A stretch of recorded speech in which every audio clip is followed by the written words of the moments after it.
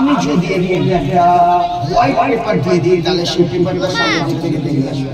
ঠিক এইরকম এই চলে গেল হোয়াইট পেপার মেশিনের ভেতরে, আর এইভাবে সেটা সামনের দিক থেকে বেরিয়ে আসবে।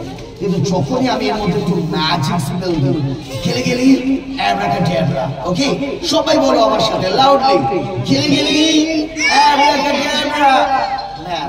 It's not abracadabra, it's abracadabra. Okay, আরেকবার খেলে গেলি অ্যাব্রাকাডাব্রা। রাইট, আর তার সাথে সাথে এটাও ম্যাজিক্যাল হয়ে যায়। কিভাবে জানো? এরপর আমি যদি এর মধ্যে হোয়াইট পেপার দিই তাহলে ঠিক এইরকম এই চলে গেল হোয়াইট পেপার মেশিনের ভেতরে, আর ঠিক এইভাবে তোমরা পেয়ে যাবে একটা 500 রুপিসের নোট।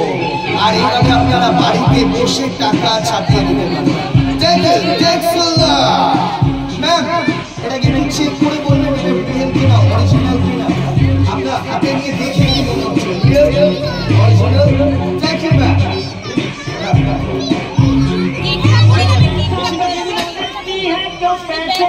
কিন্তু একটা 500 দিয়ে কি হবে? এই চলে গেল 500 এর নোট এই মেশিনের ভেতরে।